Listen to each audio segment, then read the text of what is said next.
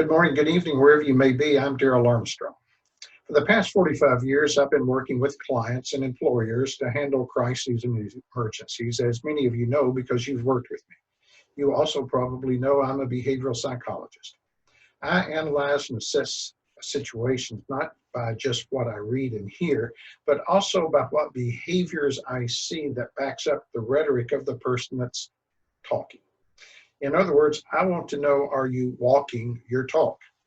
Like many in business, I'm carefully monitoring the spread of the coronavirus, Covid-19, especially the impacts it's having on society and businesses. In addition, I'm hearing from numerous clients these days and colleagues asking what they should be doing and how should they be communicating to their employees and customers during this crisis. What should we say to our employees or to our customers and to the world about what we're doing here and now at our business to protect them?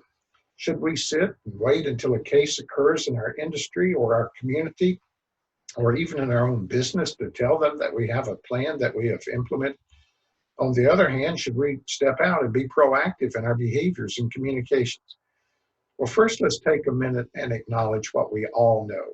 We all have some fear at this point, and we're all experiencing some of that fear amidst this entire crisis. This fear and uncertainty is normal, and it's okay to feel that fear and the frustration that comes with it. However, we must not let it overcome us. We are proud, resilient, and strong Americans. We have faced down and worked through crises more than once. Everyone, from world leaders to small and corporate business leaders to employees and their families and to consumers and their families at home, everyone is experiencing some element of this fear. We're frankly in uncharted, unpredictable, and highly volatile global waters at the moment, a crisis that is affecting every single person and every business, and that's scary. However, as President Franklin Roosevelt said, the only thing we have to fear is fear itself. Now, I'm not old enough to recall his comments about fear, but I can recall from memory what President John F. Kennedy told us: ask not what your country can do for you, but what you can do for your country. Well, here's what I'm doing for my country, my friends, my colleagues, and my clients. I have privately counseled several colleagues and professionals the last several days, and the first advice I give them is from my own daughter, Danielle. Remember to breathe. Stop, take a deep breath, assess the bigger problem, and then let's begin to think through what we need to do to survive and continue our business. Many of my friends and colleagues are expressing the fears that we all must work through these days.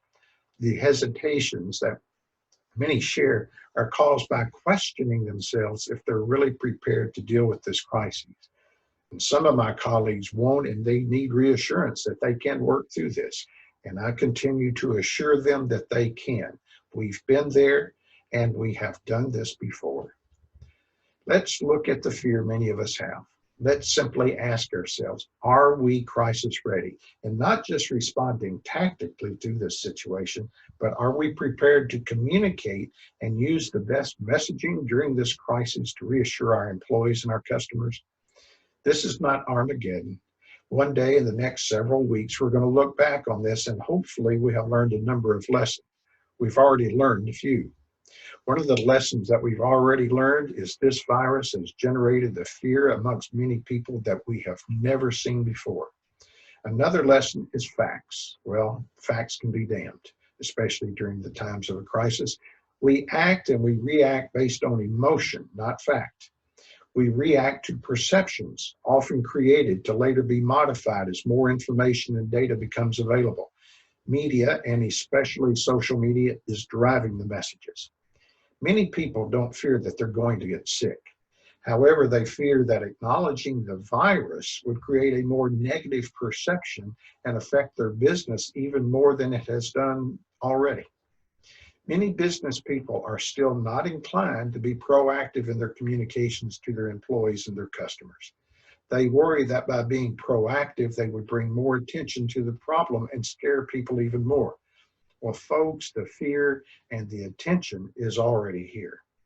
Our jobs now are to lessen that fear, and through our behaviors, show what we're doing to lessen it for our customers, our employees, and our families. Many of my consults have been with the people who are not the final decision makers in their organizations, but they have been told to go and communicate something. Many are managers that bring the facts on the research to the table, and then they participate in discussions about how should we move forward, what should we say or not say, or what should we do or not do. We have always counseled that you must be prepared, practice, and exercise, and ready to handle any crisis. You prepare for the worst and you pray for the best. And that your employees, your customers, and the public should know what it is you have done to prepare and understand what you are doing right now during the crisis. Lack of information results in rumors and misinformation. The fact is that something must be said at this time by your CEO, your president, or your most senior executive to your employees and customers so that they know you are taking this situation seriously. Now is the time that you assert your leadership and let your employees and customers know that you're putting their safety and the safety of doing business with you and your business first. To not speak up and speak out can and is often interpreted as being indifferent, incompetent, or even arrogant. Discuss the need for proactive communication to your employees and customers with your leadership and do it now. Do your research on COVID-19 and the impacts it's having on your competitors in your industry and your community. If you wait until a community person or a customer is diagnosed with the virus, you then are going to have to react and you are perceptually on the defense. By telling the community and your customers you have your plan underway, when someone is diagnosed, you can then reassure the community that you have been on top of the situation all along because you have told them up front what you are doing and why. Saying that you have a plan in place and that you are working that plan reassures the customers and employees that you are taking the situation seriously and that you do understand their fears. Work diligently and constructively to keep your own fear at bay in this process. Our behaviors, they create a perception. We want to ensure that perception is a good one for our businesses because goodness knows there are already plenty of bad ones. Now, this doesn't mean you're not going to face some significant challenges over the next few weeks and months. We all are. For example, one of those challenges is to be able to continue to show people through your behaviors how you're disinfecting your workspaces and ensuring your customers' involvements with your peoples and your products are all safe. Here in Savannah, Georgia, at one of the larger liquor stores, Mr. Patel is having his clerks wear gloves. He's providing hand sanitizers right on the counter for customer use. And he has an employee who is diligently wiping down counters and storage cases consistently and in full view of every customer. People, by the way, are still buying liquor. And he went on TV to tell his customers all about his proactive actions. The truth of the matter is you need to be constantly working to ensure that you have access to sanitation products that you can readily provide for customer use and that you can use to keep your place as sanitized as possible. If you're in the travel business, thorough cleaning and disinfecting of rental rooms and houses and properties is critical. And this goes not just for surfaces, but also changing out the HEPA filters and even having ductwork cleaned. Equally important are the signs you will post in each room telling your customers you have done this to protect them as much as possible. Display this message prominently on your websites and in your ongoing social media posts. Another challenge is understanding that your customers, especially if they are 55 plus in age, need to be reassured that you understand their concerns and that you are protecting them. The older that your customer base is, the more reassurance is needed. After all, the facts are, the more senior a person is with underlying health problems, the more at risk they are. If you're in the car business and take a customer for a test drive, wipe down the spaces that they will be touching. Do this in front of the customer, before and after the test drive. This behavior demonstrates your commitment to their personal safety. Offer them wipes to take home as a courtesy. Hey, advertise that with each car sale. You'll provide a quart of bleach, hand sanitizers, and wet wipes for their own personal use. As one good old boy in Kentucky noted, these are valuable products these days. You see, by your behaviors, you are demonstrating that you are taking this seriously and their safety seriously. Tell your customers in your social media and advertising and prominently on your website what you are doing and why you are doing it.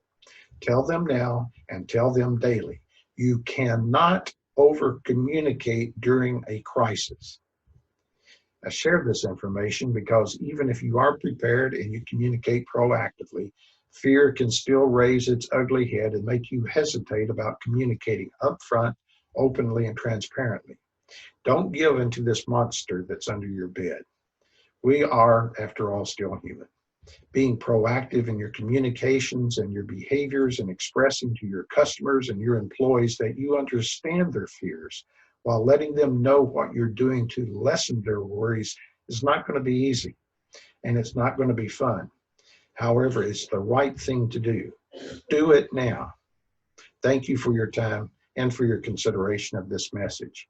If we can be of assistance in helping you form your messaging, please call the number on your screen, text us, or email me at this email address. And remember to breathe. We'll survive this to fight another day. May God bless and protect us all.